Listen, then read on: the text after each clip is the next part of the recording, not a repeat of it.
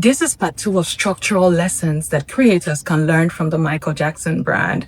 It is established that Micheal Jackson is one of the most successful artists ever. And even in death, he is still one of the most successful artists. And now this is not something that happens because you're talented or because you can sing and dance. This is something that happens because you know certain things that many other people who can sing and dance, write and act, or any other form of creatives can do. Since Micheal Jackson's passing in 2009, his estate has earned well over $2 billion. For somebody who is no longer here now, that is something. And this is not something that happens because you are a creative or because you deploy your creativity. This is something that happens because there is structure behind that creativity, entrepreneurship behind that creativity. And in this video, let's now look at some of the lessons that we can glean from the king of pop.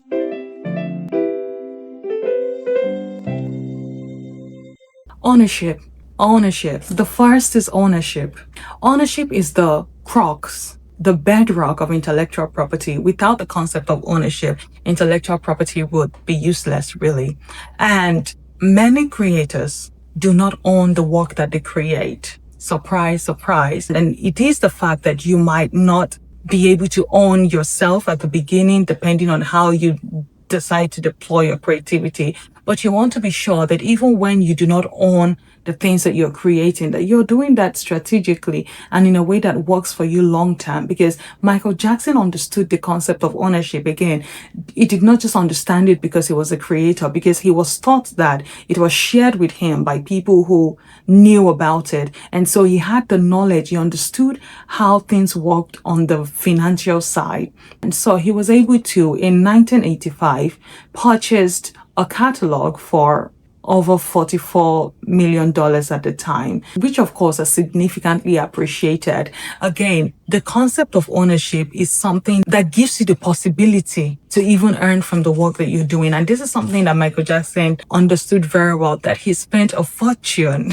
He spent a fortune to get it at the time. You know, he said in one of these interviews, I am leaving Sony, owning. See that? Let's not talk too much about that. Owning half of Sony, right? So the concept of ownership as a creator, what do you own? Do you own anything? Do you own yourself? Do you own your trade name? Do you own your brand name? What do you own? Even if you do not own the work you're creating, you want to own your identity, especially if it's something that has commercial value.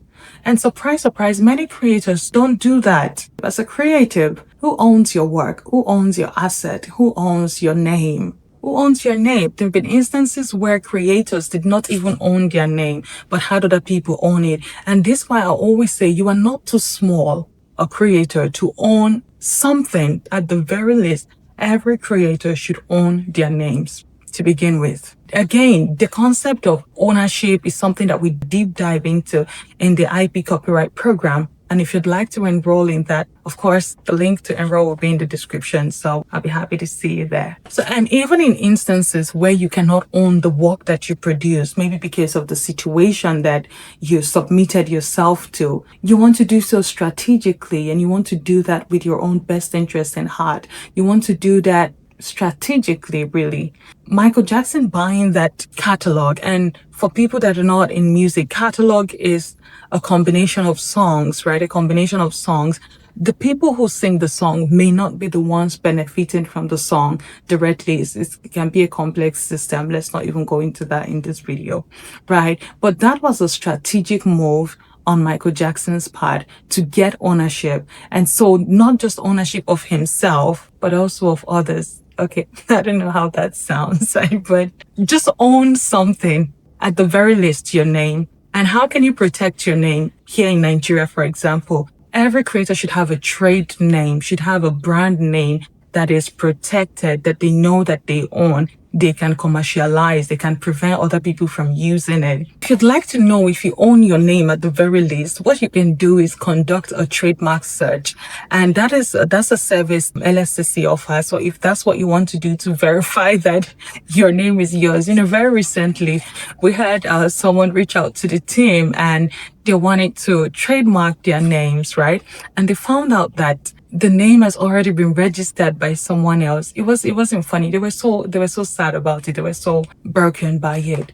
But that's one of the things that, again, we tell people at LSCC. You want to make sure at least conduct the search, especially if you're starting out. If you're just starting out, conduct the search to be sure that you can own this name at the very least, right? In other words, the long and short of this is own something strategically. And of course, you don't just own it without having plans to exploit it. Otherwise, that would be a waste. Second, your brand is a business. Yes, the creator may be a personality, but the brand is a business, and you need to see it as that. Otherwise, you're going to be losing out on a lot of things. A business is scalable. A business can run even when the person is not running. Again, of course, with the right structures.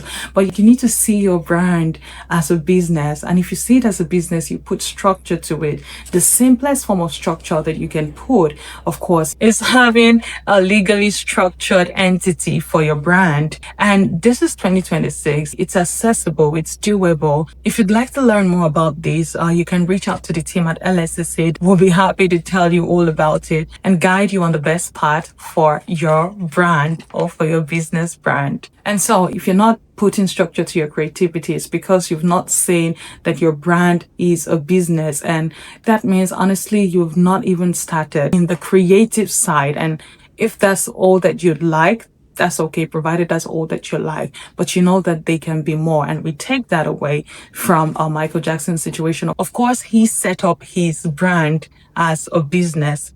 And lastly, know the business side of your creativity. Know the business side. Know what's going on. Some artists, for instance, let me use the music again because Micheal Jackson is a case study here, right? Micheal Jackson had to learn. He was taught the business side of things. And whatever side of creativity that you fall in, you want to take the step to find out what is the business side. Otherwise, you'll be on the creative side and you will be losing out a lot just wondering and seeing other people doing the exact same thing that you're doing, yet they have a different outcome. That's because they understand there's always the business side of things. And guess what? Not many people engaged in the activity of the thing understand the business side of things, and that's why the result is not always the same. If Micheal Jackson had not understood the business side of things, he would be a great entertainer, one of the best entertainers. Yes, he's going to get his award for the creativity. That catalog that he bought gave him, I think he got it at around, say, $44 million. And then the return on that was almost $400 million. Afterwards, that's a nice return. But that's not something that would naturally happen because you're a creative. It's the deeper side of things, and you have to go inside. You have to get inside to know what's going on and then to figure out how you can plug into what is going on. Again, we're not going to talk too much about that.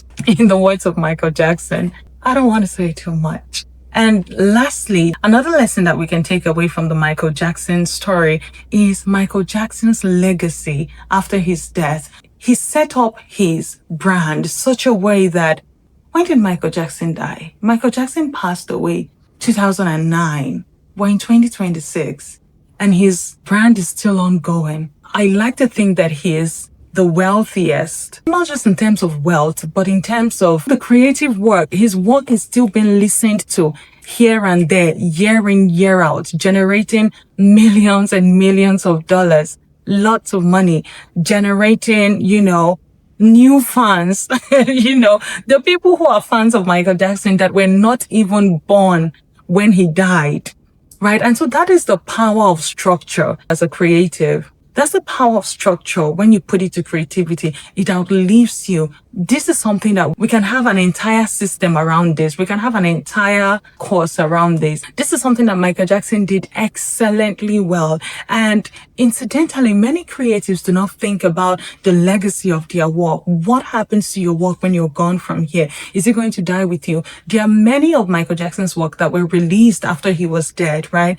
But it's not just going to happen because, the work is available. When you're alive, you need to put things in place. I don't want to talk too much about this, but this is something I'm beginning to think about for creatives. So maybe I'll come up with something around that, about legacy work and just what happens when you're gone from here, and setting up your creativity in such a way that it can outlive you, not just for the financial gain alone, to be honest, which is very nice, by the way, but just have a work that outlives you and continues to be relevant. I'm sure you'd love that. We've come to the end of the series, okay? So what lesson have you learned from the Micheal Jackson brand or the Micheal Jackson story that you'd like to share with us?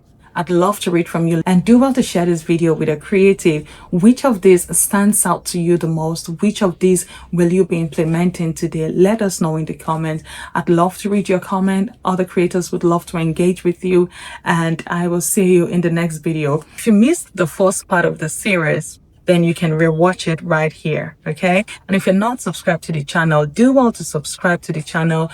A lot of our viewers, many of the people who watch our videos are not subscribed. Subscription is free and easy and simple to do. So you just hit the subscribe button and turn on the notification bell and be a part of the Legally Smart Creator Circle.